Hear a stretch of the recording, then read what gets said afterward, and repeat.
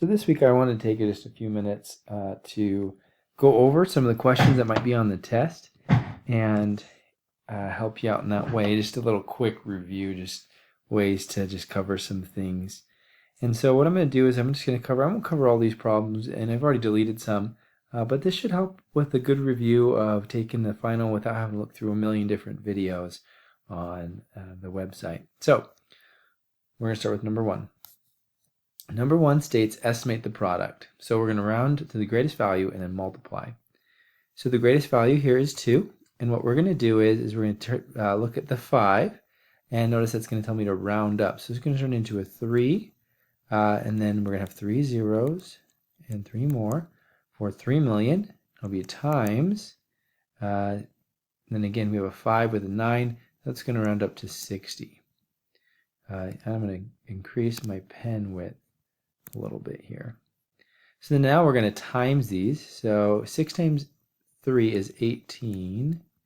And then we have 1, 2, 3, 4, 5, 6, 7 zeros. So 1, 2, 3, 4, 5, 6, 7. And then that would be our answer. So make sure when we round, we round that first number, and then if the number behind it is 5 or more, it goes up. If it's it's less than 5, it goes down. Same thing with decimals here. I'm going to round this one to 0.006 because that 6 will make that 5 one more. Then we're going to times this by, and then we're going to round this to 0.08. I'm going to change my width just a little bit again. I don't like trying to get it perfect here for me. 8 times 6 is 48. And then we're going to count how many zeros we have past the decimal. So we have 1, 2, 3, 4, 5. So we have 5 places past the decimal. So this is going to be 1, 2, 3, 4, 5. And that's going to be where our decimal is going to be. So we're going to get 0.00048. Then we are going to add some mixed numbers. When we add mixed numbers, there's a couple ways to do this. The denominator is already the same here. So I'm going to add these 16 and 5 to get 21. Then I'm going to add 9 and 13 to get 22 over 14. Now this right here, this is an improper fraction. And so I need to realize that I have more than 14 here. So I'm going to add 1. So I'm going to take 14 away from this. I'm going to subtract 14. And I'm going to add 1 to my total. So I get 22. And that was at 6 8/14. And then if you'd like to reduce, which I love to reduce my fractions, you go to 4 7/7. One thing, again, number 5 here, we're going to add these two numbers. Remember to line up these decimals. They're a little off. So I'm going to actually rewrite this problem so that my decimals are exactly underneath one another. So you always line up your decimals and then you're going to add. So 3 plus 7 is 10. 1 plus 3 plus 9. So when you get 10, you carry up to the next row. 1 plus 3 is 4, plus 9 is 13. 1 plus 2 is 3, plus 3 is 6. And then 7 plus nothing is 7. And then we have our answer. Number 7, we have a temperature of negative 35.5 degrees Fahrenheit. At this type of temperature, it's actually going to be the same thing as Celsius if you looked it up. So at some point, Fahrenheit and Celsius are exactly the same, and it's always in the negatives. When it gets really negative like this, if you looked it up online, I'm pretty sure it'd almost be the same amount as Celsius. And so we're really cold, but then it's going to warm up. So we're going to start cold at negative 35.5, and then we're going to warm up. And so there's a couple ways to do this. One way is to recognize that when we warm up, the negative is going to get smaller. And so we can actually end up subtracting these numbers. So 5 minus 4 is 1. 5 minus 3 is 2. And 3 minus 1 is 2. And this will still be negative because it didn't warm up all the way. But that's going to be our new temperature when we warm that up. Number 13 here, or number 9 here with the 13 is going to be a little bit more tricky because I can subtract 13 minus 1, my whole numbers, but my fractions I cannot subtract without going negative. So 4 minus 6 is negative 2, so what I'm going to do is I'm going to borrow from this first. So this is going to turn into a 12, and I'm going to add 7 to this numerator so that now I'm ready to subtract. So 12 minus 1 is 11. 11 minus 6 is 5. And we have our answer. Now if we don't borrow first, then you're going to get a negative mixed number, and then you have to adjust it again. It gets a little confusing. So a lot of times it's best just to borrow and then subtract. Multiplying number 11. So I like to stack them on top of each other here. And I'm going to take care of the negative later. So 369 times 23. So 23. And so we're going to do 3 times 9 is 27. 6 times 3 is 18. And then I add the 2 for 20. And 3 times 3 is 9.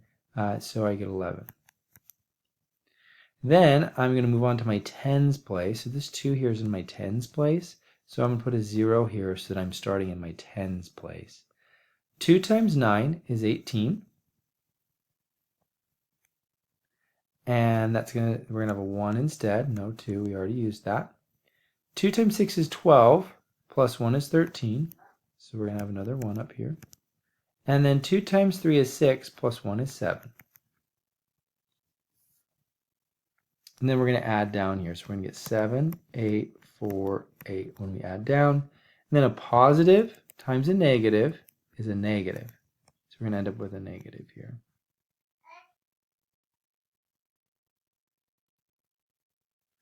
Number 12, when we multiply fractions, we multiply straight across the top. So 4 times 11 is 44. And straight across the bottom, 5 times 12 is 60. And then we reduce. We see if there's a number that we can divide out of top and bottom. So I can divide the top and bottom both by 2. So I'm going to get 22 over 30. Then I notice I can divide by 2 again. So I'm going to divide top and bottom by 2. I get 11 over 15. You can also cross cancel in the beginning if you know how to do that. But what I'm finding is first-time learners struggle with cross canceling. So this way is a little more easier to find. You multiply straight across the top to get 44. Straight across the bottom to get 60, and then you see if there's a number you can divide both at a top and bottom until you cannot do that anymore. When we add fractions, we have to make sure that we have common denominators. These do not have common denominators, so I have to turn these into something they both can go into. They both go into 18, so I'm going to times this left one by 9 and this right one by 2. So I get 27 over 18. Plus 10 over 18. And then I'm going to add to get 37, and I keep my denominator the same. Notice that this does not change. It doesn't change.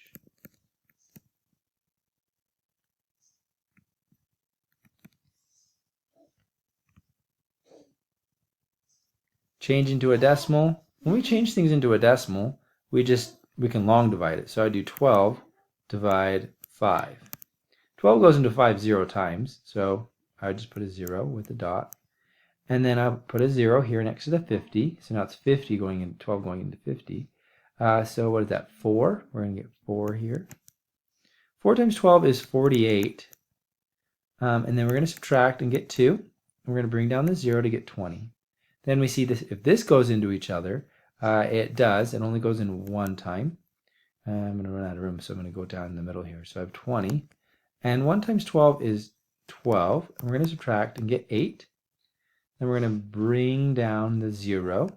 So we just keep going. We just keep putting zeros on when we're done. 12 goes into 80. Let's see here, 6 times. So we get 72. 6. Then we're going to get 72 and subtract. And we get 8 again.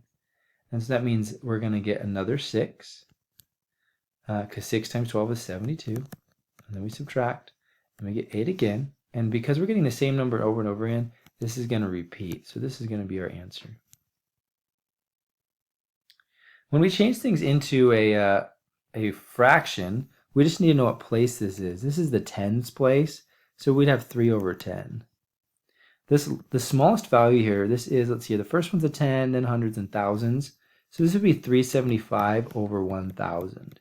So you just find the last place value, the name for that, and then that name will be your denominator. So this is tenths, hundreds and thousands, so it's over 1,000. And then you can reduce this down to, I believe, 3/8.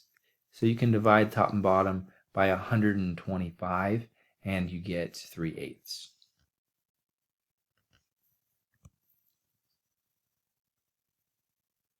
I'm running out of time here, so I want to cover some stuff here. When I long divide with decimals, I don't like to do that. So I'm going to find the smallest place value that I have. So this one is a tenths place, which is small, but this one's a hundredths place. And so I'm going to multiply these by 100. So 0.5 times 100, we'll just move the decimal place twice. So I'm going to get 50. And I'm going to divide that into 47.31, which is, let's see here, we're going to move the decimal place twice because it's 100, so we just move it twice. And so then we divide this, and it'll be the same answer here. So we got 0, 0 goes into both those. And then we have 473, so we got to think about that. It's not 10. Looks like it's going to be a 9 that goes into. So that's 450. We're going to subtract. We get 223. Then we're going to bring down our 0 here. And we're going to find out how many times it goes into that, which is 4. And then we're going to subtract. And this is where we get their first decimal, right? Because the decimal place comes up. 4 times 50 is 200. And we're going to subtract and get 30. Bring down the 0. And then that's going to be 6. So the answer to this is 94.6. So although I timed everything by 100 and made it really big, I'm going to get the same answer. So I don't like working with decimals, so that's what I would do. A dishwasher uses about 1,400 watts of power. If the power company charges 9 cents per kilowatt, how much does it cost to run the dishwasher for 16 hours? All right, so this one's going to require, I'd love to use a calculator here, but I don't see anywhere they tell you no on the test, but typically we want to try not to use a calculator if we don't have to. So let's see here, we're using 1,000, oh, that's my computer. We're using 1,400, and then we're going to run it for 16 hours, and so we need to times this. So 6 times 0 is 0, 6 times 0 is 0, 6 times 4 is 24, and 6 times 1 is 6, plus 2 is 8. I put the 0 for the placeholder because we're going to the tens place. 1 times 0 is 0, 1 times 0 is 0, 1 times 4 is 4, and then 1 times 1 is 1. And I don't know, oh, I know why that did that. Let's zoom back in. There we go. So we got the 1. Then we're going to add down, so we get 0, 0. Let's see here. That's a 4. 2, carry the 1, and 2. So we use 22,400 kilowatts, or watts, sorry. And then we are charged 9 cents per kilowatt. So we got to first change this to kilowatts. So that means that we're going to use 22.4 kilowatts. Because kilowatt is 1,000 watts is 1 kilowatt. So we need to move this 3 decimal places to turn it into a kilowatt. And I believe most of you are really good at that. At this point, we're going to be charged 9 cents per kilowatt. So then we times this by 9.